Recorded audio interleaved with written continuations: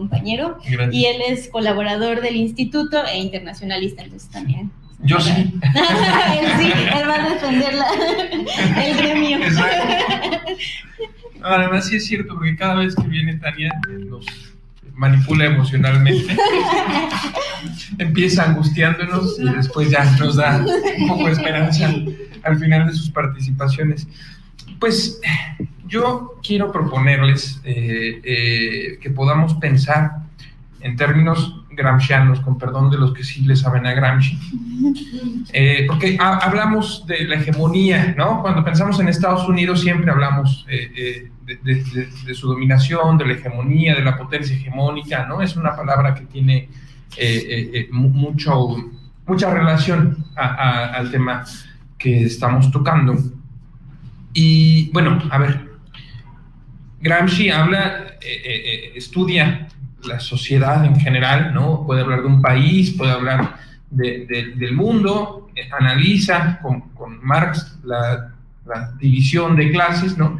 Y el concepto que articula, que no es de él, pero que él lo pone en el centro de su teoría de hegemonía, dice que hay una clase o grupo o diferentes clases, ¿no?, que se consolidan en el poder y que pueden entonces no necesitar de hacer del uso de la fuerza para establecer la agenda, ¿no? Entonces la hegemonía es la estrategia de balancear el uso de la fuerza o la amenaza del uso de la fuerza con la capacidad de seducción, ¿no? Hay algo del interés de las personas dominadas en el discurso de las personas dominantes, y eso es lo que les permite hacer este ejercicio del poder sin deslegitimarse usando solamente la fuerza.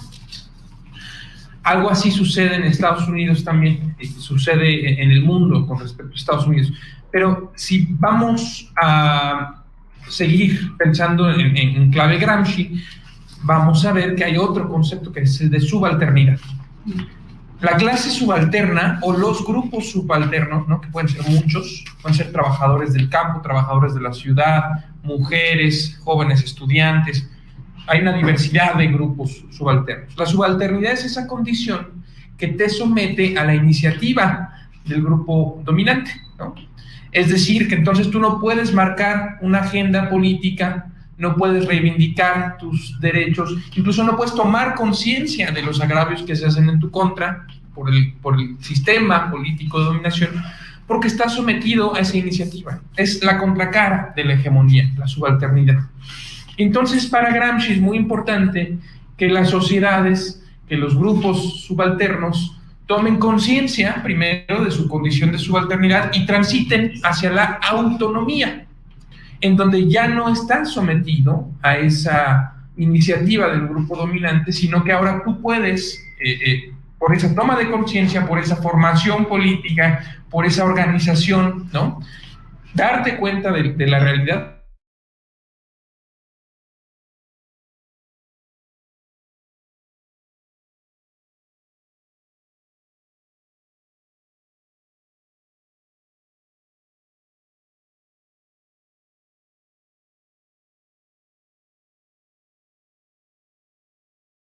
La capacidad de hacer el ejercicio del poder, claro, con la fuerza o la amenaza del uso de la fuerza, pero en específico, ¿no?, con la región latinoamericana, perdón, con México. En América Latina suele usar la fuerza más bien, pero con México yo creo que queda mejor el concepto de hegemonía más que de sistema de dominación, porque no hay, ya desde hace mucho, Tania me va a ver feo porque sí lo ha habido, ¿no? Ella trabaja en el Museo de las Intervenciones, que dan cuenta de que sí hay un uso de la fuerza militar de Estados Unidos, pero como que han transitado a otras formas de dominación, ¿no?, facilitadas por la posición geográfica, por la integración económica, por otras condiciones que no pasan por el uso de la fuerza en la relación México-Estados Unidos. Ahí tenemos Hollywood y tenemos, bueno, hay un ejemplo clarísimo que en el Centro Estratégico Latinoamericano de Geopolítica, CELAG, que es un think tank de izquierda, son compañeras que hacen análisis justamente de geopolítica y escriben un artículo que se llama La disputa por los hidrocarburos en México, un título muy similar. Y analizan ahí, bueno, todo lo que ya nos comentaba Tania, ¿no? Cómo es que se está posicionando México, es casi al inicio del sexenio, por rescatar la soberanía, por cancelar los contratos incumplidos, ¿no? Está incluso poniendo cuadros políticos afines al proyecto en la Comisión Reguladora de Energía, ¿no? Este tipo de cosas. Y entonces Bloomberg, que es un diario del grupo financiero, Bloomberg, pone en su titular: México está desmantelando la democracia, atacando la democracia, una cosa así, ¿no?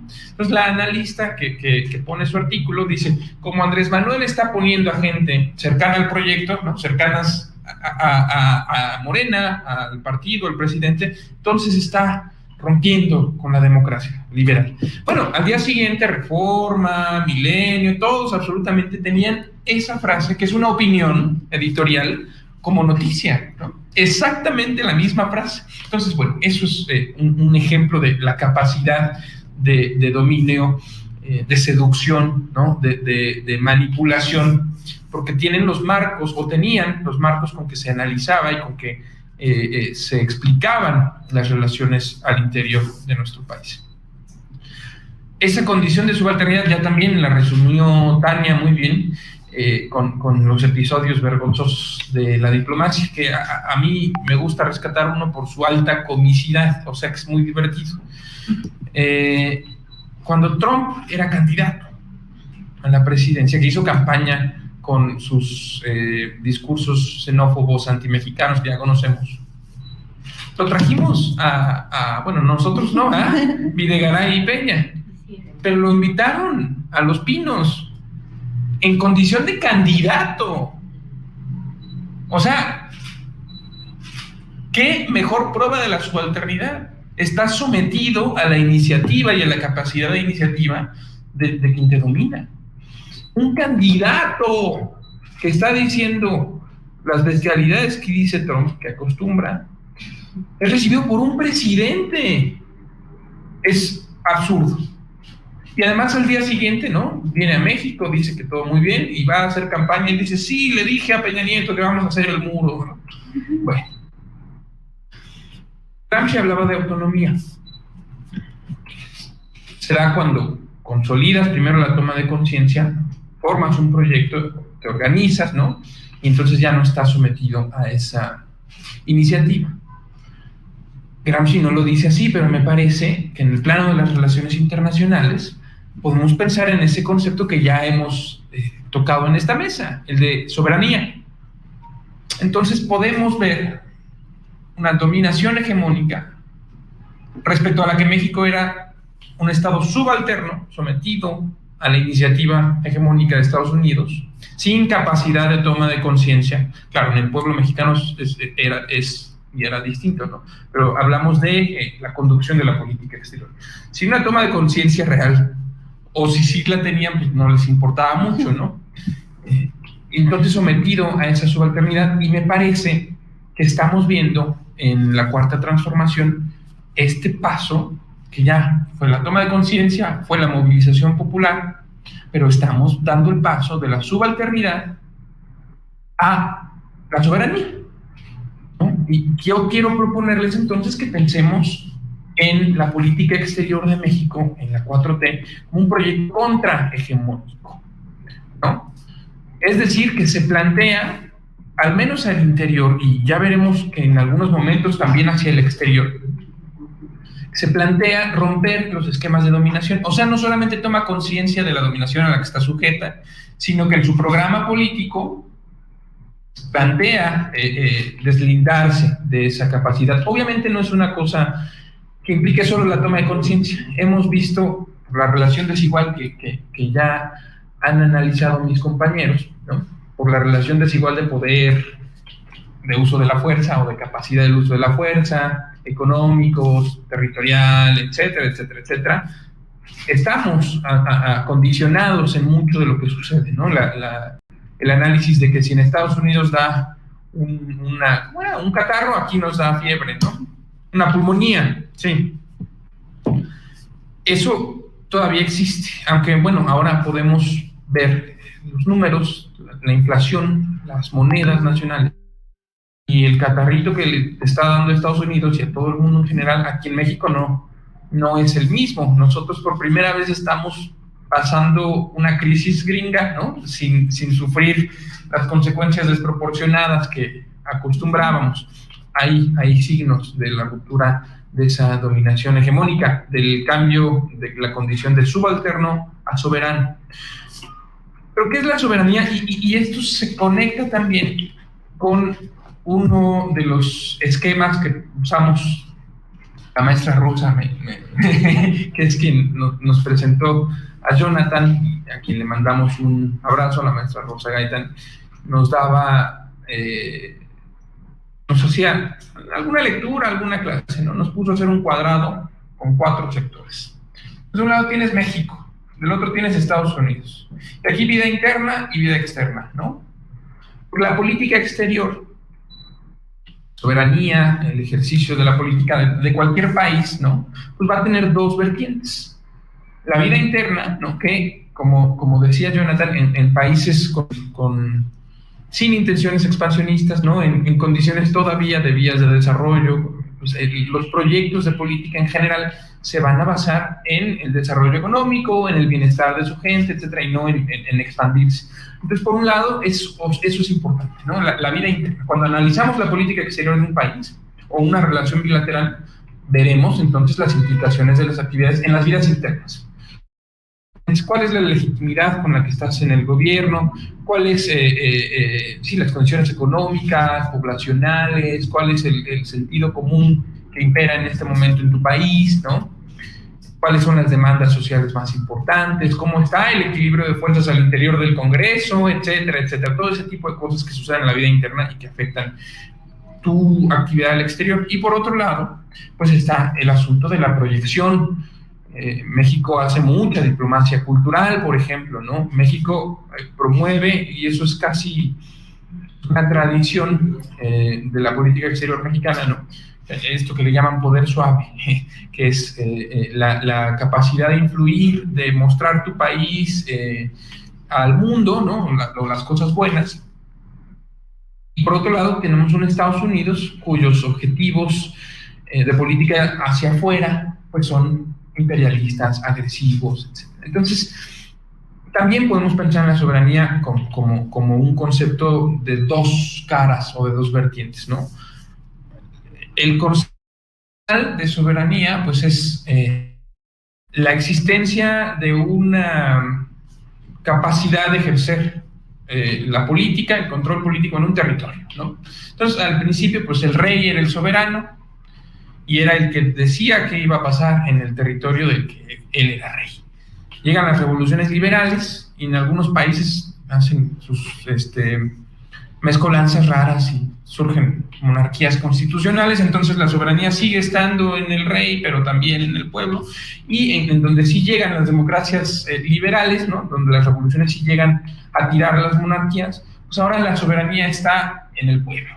Y hay una constitución que dice cómo es el juego político, cuáles son las reglas, cómo se distribuye el poder, ese tipo de cosas. Entonces, no podemos hablar de un país soberano si vamos a identificar o si existen diferentes actores que vienen de afuera, concretos, y que regulan, tienen la capacidad de dictar agenda en la vida interna del país. Lo de Videgaray y Trump, ¿no? Lo de Rápido y Furioso, lo de Iberdrola. Empresas transnacionales que tienen la capacidad jurídica, económica, ¿no? Por los arreglos que se han dado en el pasado, ¿no? Y que ahora estamos desmontando. Hacia el interior de nuestro país, ya lo hemos visto, ¿no? Creo que lo han tocado ambos compañeros, pues está dando esa deconstrucción, ese desmontaje de las estructuras. Y es bien importante identificar que todas o casi todas tienen la existencia, la operación, la actividad de grupos empresariales, gubernamentales, las agencias de inteligencia, ¿no? Que siguen operando bajo otras condiciones, pero que hacían lo que querían. y que no tenían que rendirle cuentas a la embajada, perdón, solo se la rendían cuando la regla por lo general es que si tienes agentes de inteligencia por alguna razón que puede ser legítimo, ¿no? Puede haber cooperación por la seguridad, puede estar buscando a alguien, está bien, pero pues le reportas a la Cancillería del país en donde tiene sus agentes. Bueno, aquí no, podían portar armas, no podían ser juzgados por un juez si cometían un delito aquí en México, es decir, cosas extrañísimas que sucedían. Entonces hace mucho sentido esto de que la mejor política exterior es la política interna. Porque no es que Andrés esté en el Palacio Nacional rascándose la cabeza y sin entender lo que sucede en el mundo, que es esta crítica chafa que Tania mencionaba, que hace la derecha, ¿no? No, Andrés entiende que en todo lo que es el neoliberalismo, ¿no? En los arreglos económicos, en el Estado alejándose de la conducción económica e incluso política del país, existen poderes, ¿no? El consenso de Washington, poderes económicos y políticos que promueven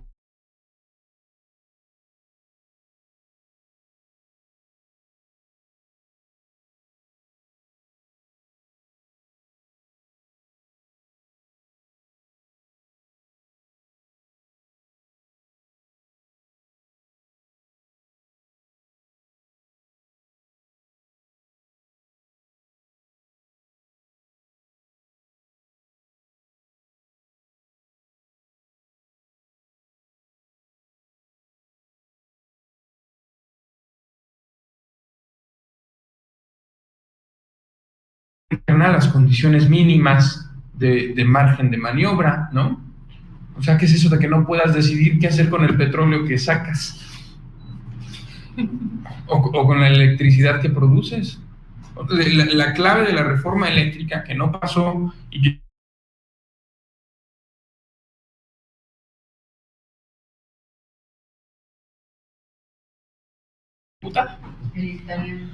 el italiano. Ahí, en donde reside la soberanía, ¿no? Porque es el Congreso de la Unión, la Cámara de Diputados, que son los representantes del pueblo.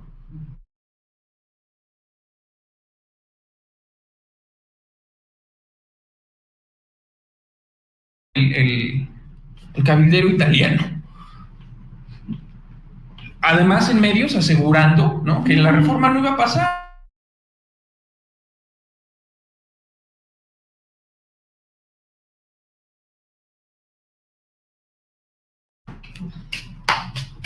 Con dinero en efectivo que se grabó en las oficinas de Ricardo Anaya, expresidente del PAN y ex candidato a la presidencia por el PAN.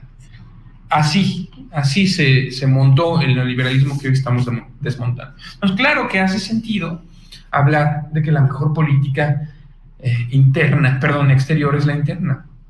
Porque además, Ayotzinapa, que también ya hemos mencionado, ¿no? Esta crisis de seguridad, este cinismo, esta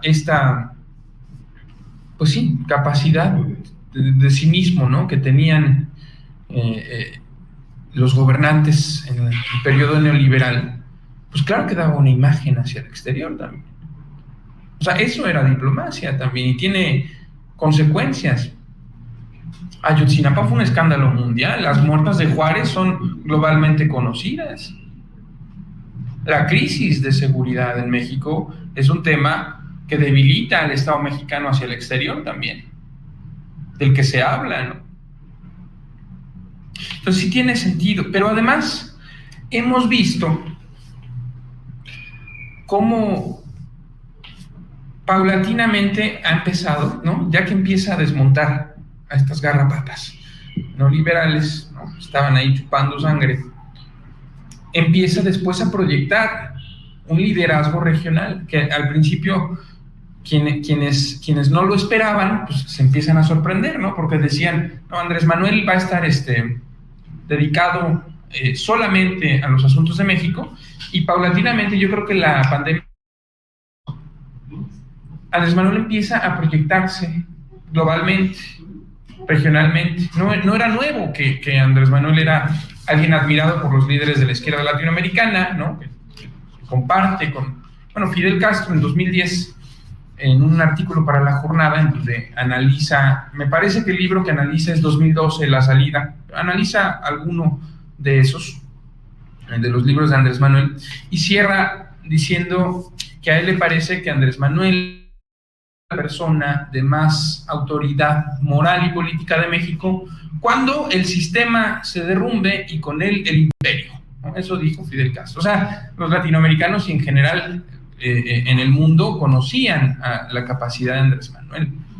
Pero qué interesante es esta predicción, ¿no?, de Fidel. Dice, cuando el sistema se derrumbe y con él el imperio. Y esta es otra de las cosas que les propongo que analicemos. Durante diferentes periodos de la historia, la política exterior, me parece que es Roberta Lajús, que dice que se va a ir oscilando en periodos de cercanía y alejamiento con Estados Unidos, ¿no? Que nuestro país tiene esa condición, que es una de las primeras cosas que te enseñan en relaciones internacionales, ¿no? A pensar en la política exterior mexicana condicionada por la vecindad geográfica con Estados Unidos. Entonces, hay periodos de alejamiento y de cercanía, y como decía Tania, Andrés Manuel fue a ver a Joe Biden y le dio unas clases de historia, como también se las dio a Trump cuando fue a la Casa Blanca, ¿no? Y es bien interesante ver cómo en muchos momentos de la historia del mundo, y que se ensarta porque más bien México pues tiene una participación ahí, ¿no?, y que tiene implicaciones para la vida de México, esta vecindad, que es un poco ambigua, porque podríamos ser muy amigos o podríamos ser muy rivales, ¿no? O sea, que tiene esta doble condición, pues ha sido aprovechada por algunos estrategas políticos. Benito Juárez, ¿no?, que se hace amigo de Lincoln, que tienen una relación de solidaridad. Carranza, ¿no?, que consolida la Constitución de 1917, la más novedosa en ese momento, ¿no? La Revolución Mexicana es la primera de las revoluciones sociales en el siglo XX, y que Carranza le toca vivir un momento que después se conoce como el telegrama Zimmerman, ¿no?, que es una especie de Wikileaks de la época. Alemania en ese momento, a punto de empezar la Primera Guerra Mundial, le ofrece a México, a Carranza, que si México entra a la guerra con Estados Unidos, después de ganarle la guerra a Estados Unidos, Alemania le iba a devolver los territorios robados a Santana, ¿no?, la Mesilla, todos Texas, Nuevo México, etc. Son una oferta tentadora, ¿no? Entonces los gringos se terminan enterando, ¿no? Yo asumiría que Carranza lo filtró, no sé, pero eso en buena medida permite, ¿no?, que Estados Unidos se dé cuenta de que tiene un gran riesgo si sigue presionando a los líderes revolucionarios, que ya no es ya no son las mismas condiciones globales, ¿no? Y ahora tiene pues esa posibilidad de que México resulte una amenaza a punto de entrar la Primera Guerra Mundial. Entonces, en buena medida, me parece que eso permite que la Constitución se consolide, porque no sé si recordarán que durante todo el periodo de la Revolución los gringos tenían una bonita costumbre de andar matando gente, ¿no?, y de andar operando para que no se consolidaran los proyectos. El golpe a Madero es operado en buena medida, en muy buena medida, por la embajada gringa, por decir alguna cosa, ¿no? Y por supuesto Cárdenas, que estaba buscando la expropiación petrolera, y también otra guerra mundial estaba acercando, y que entonces, para evitar y para contener esas presiones de Estados Unidos, comienza a venderle petróleo a los alemanes, ¿no? O sea, los alemanes nos han hecho un par de favores muy interesantes. Es decir, esa ambigüedad, ¿no?, esa condición extraña de que somos vecinos de los gringos, si eres inteligente como líder político, como estadista, puede también presentarte áreas de oportunidad. En esos momentos en donde Estados Unidos tenía que centrar su atención en otras cosas, porque era más urgente, porque era más peligroso, necesitaba tener a México cerca de sí, ¿no? Y entonces pues como que dejaba de poner la mano en los asuntos que más importaban a México, que siempre fueron de desarrollo nacional, ¿no? La expropiación petrolera, la Constitución del 17, el movimiento liberal, pues fue todo dentro de las fronteras de México. Bueno, ahora yo creo que no es solamente un momento de debilidad. A mí me parece que los signos están muy claros por la situación en Estados Unidos en general, por su paulatina pérdida de capacidad de dominio en el mundo, por el ascenso de al menos China, ¿no? Y quizá Rusia, que ha salido muy fortalecida de esta guerra contra toda la Unión Europea, que pobrecitos no tienen gas, no tienen luz, tienen una inflación terrible. O sea, Rusia les está ganando la guerra. Y China, por otro lado, también me parece que en 2025 ya será la primera economía, ¿no? Que fue la única que creció poquito, pero creció durante la pandemia, ¿no? Y que nos da mucho que pensar. Bueno, esa crisis hegemónica me parece que ya está entrando en un punto de no retorno, o ya entró en un punto de no retorno, y en ese contexto global, geopolítico, se inserta la cuarta transformación. Ahora bien, como decíamos, al principio se va a ceñir a su frontera, ¿no? A la frontera de México, la cuarta transformación, pero ya también lo han mencionado mis compañeros, conforme van generándose oportunidades, ¿no? Yo sí creo que la pandemia fue el punto de quiebre en ese cambio de lógica. Cuando está en la pandemia y se reúne el G20, aunque Andrés Manuel es brutal y divertidísimo además, porque si dice la mejor política exterior es la política interior, cuando le toca ir al exterior, bueno, en ese caso fue un Zoom, que también hicieron berrinche porque fue por Zoom y no fue, o no sé qué, ¿no? Bueno, lo que les dice es, por el bien de todos, primero los pobres. Oigan, fíjense que lo que yo hice en México podría funcionarles ahorita, ¿no? Lo de los programas sociales, lo de la transferencia de dinero para fomentar el consumo, fue la forma en que México sobrevivió a la crisis, pero no reaccionamos a la crisis. Fue un planteamiento de que la lectura de Andrés Manuel de Morena, de la cuarta transformación, era que el neoliberalismo era un sistema en crisis. La pandemia catalizó esa crisis, pero aquí ya teníamos algunas de las respuestas. O en el Consejo de Seguridad de la ONU, ¿no? Que va y les dice, oigan, abrazos no balazos. ¿Qué tal si cambiamos el enfoque de seguridad?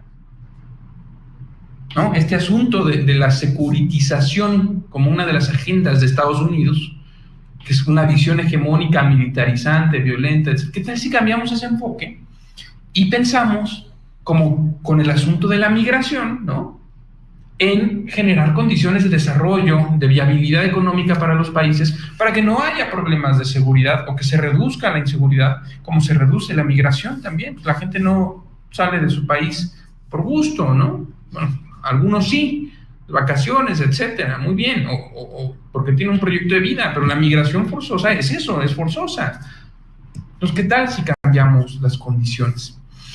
Y bueno, las últimas cosas que ha hecho Andrés Manuel en el terreno nacional, que también son, y siempre he procurado tener eso como trasfondo, contrahegemónicas.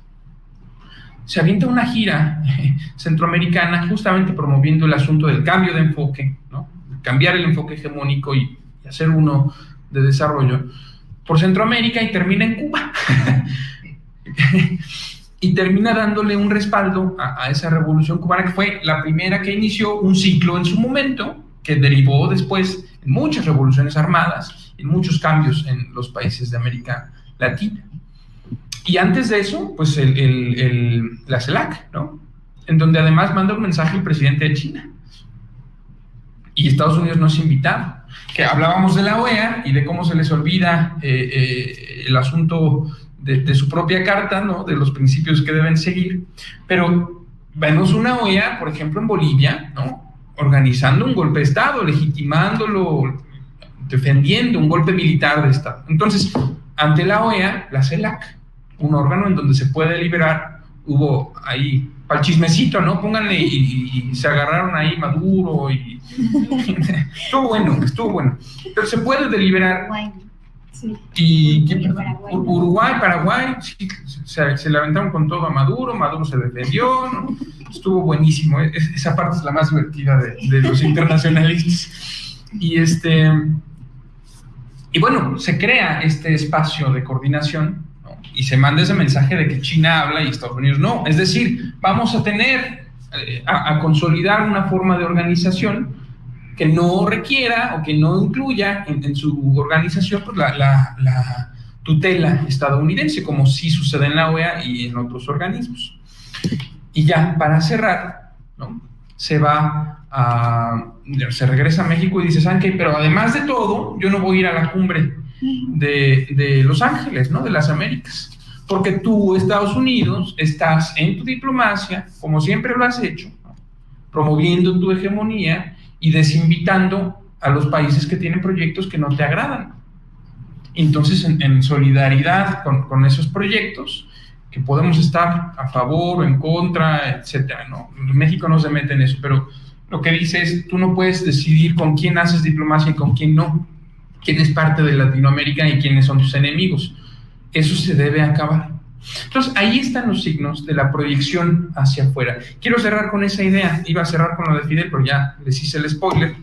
Entonces, otro de los lugares comunes, una de las cosas que más se repiten en el estudio de la política exterior de México, ¿no?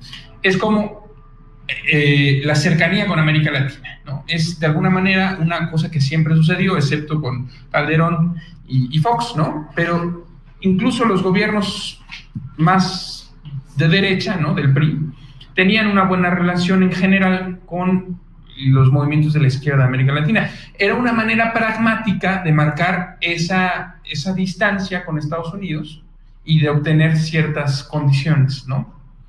Yo creo que Andrés Manuel no lo está haciendo por pragmatismo, sino por visión política. Y es una cosa muy distinta, porque si al inicio empezó como solamente reuniéndose con los embajadores, la diplomacia más mínima, más de bajo perfil, ahora está siendo uno de los puntos más importantes para el continente por la coyuntura política. Y se va a dar por primera vez, y ojalá que pueda durar este proceso, porque en octubre va a ganar Lula la presidencia en Brasil. Entonces vamos a tener Argentina, Brasil y México, las tres economías, en ese contexto de organización latinoamericana de cooperación para el desarrollo, las tres economías en la izquierda. Las tres economías más grandes. Se va a volver viable, por fin se puede vislumbrar un proyecto de integración económica y política más profunda de la que ya se da. A ver qué sucede en Argentina, porque el lawfare, que ya hemos hablado también en el seminario del tema, esta guerra judicial contra Cristina, pues tiene como objetivo justamente sacar a Argentina el siguiente año, en 2023, del eje progresista. Pero se está dando eso, y me parece muy interesante ver poner a América Latina también en la relación de México-Estados Unidos, porque son dos programas políticos, ideológicos de mundo que se están construyendo y que se están disputando y que vamos a seguir viendo cómo se desarrollan y participando activamente como sujetos políticos en la transformación de lo que viene en el mundo y en nuestro país. Muchas gracias.